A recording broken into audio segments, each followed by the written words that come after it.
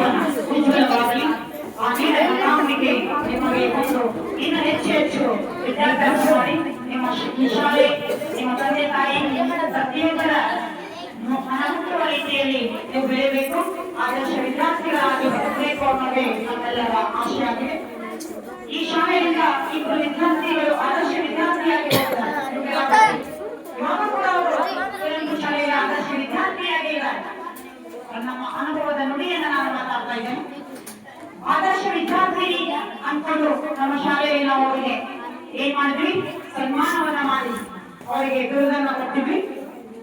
ನಿಜವಾಗ್ಲೂ ಕುವೆಂಪು ಶಾಲೆಯಲ್ಲಿ ನಮ್ಮ ಶಾಲೆಯ ಹೆಸರನ್ನ ತರುವಂತ ನಿಟ್ಟಿನಲ್ಲಿ ಇವತ್ತು ನಮ್ಮ ವಿದ್ಯಾರ್ಥಿನಿಯರು, ಒಂದು ವರ್ಷ ಇರುವಂತ ವಿದ್ಯಾರ್ಥಿನಿಯರು ಅಲ್ಲಿ ಅವರು ಬಹಳಷ್ಟು ಎಲ್ಲ ಶಿಕ್ಷಕರ ಪ್ರೀತಿಗೆ ಪಾತ್ರರಾಗಿ ತಮ್ಮ ಪ್ರಾಮಾಣಿಕವಾಗಿರುವಂತಹ ಒಳ್ಳೆಯ ಒಂದು ಅಭ್ಯಾಸವನ್ನ ಮಾಡ್ತಾ ಇದ್ದಾರೆ. ಒಂದ್ಸಲ ಕುವೆಂಪು ಶಾಲೆಯಿಂದ ಫೋನ್ ಬಂದಿತ್ತಂದ್ರೆ ನಮ್ಮ ಶಾಲೆ ನಿಮ್ಮ ಶಾಲೆಯ ವಿದ್ಯಾರ್ಥಿನಿಯರ ಇಂದಲೇ ನಡೀತಾ ಇದೆ ಮೇಡಮ್ ಅವರೇ, ಬಹಳ ಚೆನ್ನಾಗಿ ಕಲ್ತಿದ್ದಾರೆ ಅವರು, ಬಹಳ ಚಂದ ಎಲ್ಲ ವಿಷಯದಲ್ಲಿ ಅವರು ಬಹಳ ಕಾಪಾಡಿದ್ದಾರೆ, ಚೆನ್ನಾಗಿದ್ದಾರೆ ಅಂತ ಹೇಳಿದ್ರು.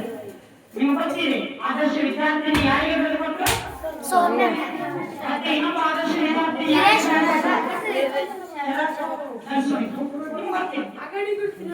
ಯಾಕೆ ಆ ಮಾತು ಇವತ್ತು ಹೇಳ್ತಾ ಇದ್ದೀನಿ ವೇದಿಕೆ ಮೇಲೆ ಅಂತಂದ್ರೆ ಆ ತರ ನೀವು ಕೂಡ ಆಗ್ಬೇಕಾಗಿದೆ.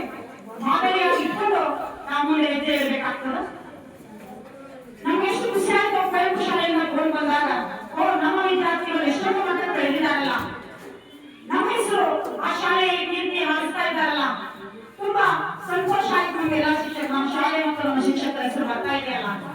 ಹಾಗೆ ನೀವು ಕೂಡ ಬೇರೆ ಯಾವುದೇ ಶಾಲೆಗೆ ಹೋಗಿ ಆ ಶಾಲೆಯಲ್ಲಿ ಪ್ರತಿಯೊಂದು ವಿಷಯದಲ್ಲಿ ಕೂಡ ನೀವು ಚೆನ್ನಾಗಿದ್ದೀರಾ, ನೀವು ಪ್ರತಿಯೊಂದು ವಿಷಯವನ್ನ ಕೂಡ ಅರ್ಥ ಮಾಡ್ಕೊಂಡು ಕಲಿತಾ ಇದ್ದೀರಾ. ಅದೇ ತರ ಅಲ್ಲಿ ಕೂಡ ಕಲಿಯಿರಿ. ನಿಮ್ಮ ವಿದ್ಯಾಭ್ಯಾಸ ಮುಂದುವರೆಬೇಕು, ನೀವು ಚೆನ್ನಾಗಿ ಓದ್ಬೇಕು, ಶಾಲೆ ತಂದೆ ತಾಯಿ ಹೆಸರನ್ನ ತರಬೇಕು ಅನ್ನುವಂತ ಒಂದು ಮಾತನ್ನ ನಾವು ಈ ಸಂದರ್ಭದಲ್ಲಿ ತಮ್ಮೆಲ್ಲರಿಗೆ ಬಯಸ್ತಾ ಇದ್ದೇವೆ. ಮತ್ತೆ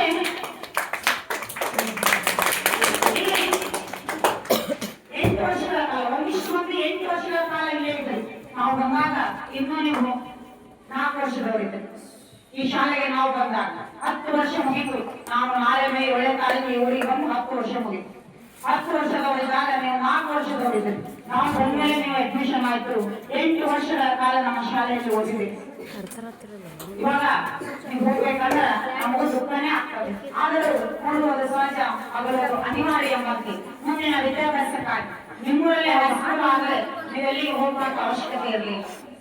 9th 10th ಆದಾಗ ನೀವು ನಮ್ಮಲ್ಲೇ ಇರ್ತಿದ್ರಿ. ಅನಿವಾರ್ಯ ಹೈಸ್ಕೂಲ್ ಇಲ್ಲದ ಕಾರಣ ನೀವು ಬೇರೆ ಊರಿಗೆ ವಿದ್ಯಾಭ್ಯಾಸಕ್ಕಾಗಿ ಹೋಗಲೇಬೇಕು, ಹೋಗುವಂತ ಅವಶ್ಯಕತೆ ಬಂದಿದೆ. ನೀವು ಚೆನ್ನಾಗಿ ಪರೀಕ್ಷೆ ಇದೆ ಇನ್ನೂ ಕೂಡ. ಹೀಗೆ ನಿಮ್ಮ ಪರಿಣಾಮವನ್ನು ಮುಗಿಲಿಲ್ಲ, ಅದು ಶಾಶ್ವತವಾದ ಪರಿಣಾಮವನ್ನು ಇದು ಮುಗಿಲಿಕ್ಕೆ ಸಾಧ್ಯನೇ ಇಲ್ಲ. ಆಗ ಪರೀಕ್ಷೆಯನ್ನ ಮುಗಿಸಿ ನೀವೆಲ್ಲರೂ ಹೊರಡ್ತೀರಿ. ಹೋಗುವ ಸಂದರ್ಭದಲ್ಲಿ ಮತ್ತೆ ಜೂನ್ ಮತ್ತೆ ಬರ್ತೀನಿ ನಮ್ಮ ಶಾಲೆಗೆ. ಇದಕ್ಕಾಗಿ ನಿಮ್ಮ ಟಿಸಿಯನ್ನ ತೆಗೆದುಕೊಂಡು ಹೋಗ್ಬೇಕಲ್ಲ, ಬಂದು ತಗೊಂಡು ಹೋಗಿ ಶಾಲೆ, ನೀವು ಯಾವುದೇ ಶಾಲೆಗೆ ಹಚ್ಚಿದ್ರೆ ನಮ್ಮ ಖುಷಿ. ಇದೇ ಶಾಲೆಗೆ ಹಚ್ಬೇಕಂತೇನಿಲ್ಲ. ನಿಮಗೆ ಯಾವ ಶಾಲೆಗೆ ನಿಮಗೆ ಕಲಿಬೇಕಂತ ಅನಿಸ್ತದ, ಯಾವ ಶಾಲೆಯಲ್ಲಿ ನಿಮ್ಮ ಪಾಲಕರು ಕಲಿಸ್ತಾರ, ಆ ಶಾಲೆಗೆ ಹೋಗಿ ವಿದ್ಯಾಭ್ಯಾಸವನ್ನ ಮಾಡಿ ನಮ್ಮ ಶಾಲೆಯ ಕೀರ್ತಿಯನ್ನ ತರಬೇಕು ಅನ್ನುವಂಥದ್ದು ನಮ್ಮ ಆಸೆ. ಆ ಆಸೆಯಂತೆ ತಾವೆಲ್ಲರೂ ನಡ್ಕೋತೀರಿ ಅಂತ ಕೂಡ ನಾನು ಭಾವಿಸಿದ್ದೇನೆ. ಒಂದೇ ಒಂದು ಕವನವನ್ನ ನಿಮ್ಮ ಮೇಲೆ ಬಾಧಿಸಾಯ್ತು, ಆ ಕವನವನ್ನು ಮಾಡಿ ಅದೇ ಕವನವನ್ನ ಮತ್ತೆ ನಿಮ್ಮ ಮುಂದೆ ಪ್ರಸ್ತುತಪಡಿಸಿ ನನ್ನ ಮಾತಿಗೆ ವಿರಾಮವನ್ನ ಹೇಳ್ತಾ ಇದ್ದೇನೆ. ಬಿಟ್ಟು ಹೊಂಟಿರಲ್ಲ ನಮ್ಮ ಶಾಲೆ. ಏನು ಕವನದ ಶೀರ್ಷಿಕೆ? ಬಿಟ್ಟು ಹೊಂಟಿರಲ್ಲ ನಮ್ಮ ಶಾಲೆ.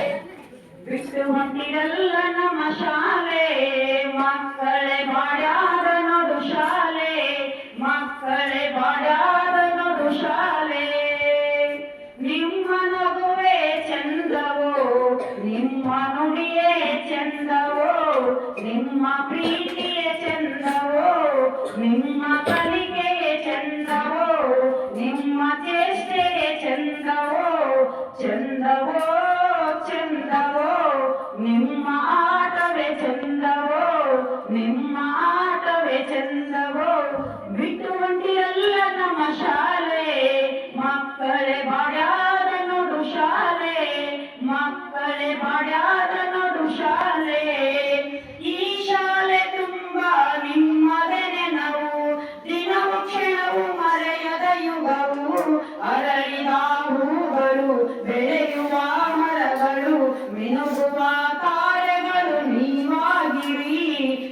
ಬೆಳಗುವ ತಾರೆಗಳು ನೀವಾಗಿರಿ, ಮುಂದೆ ನೀವಾಗಿರಿ, ಮುಂದೆ ನೀವಾಗಿರಿ.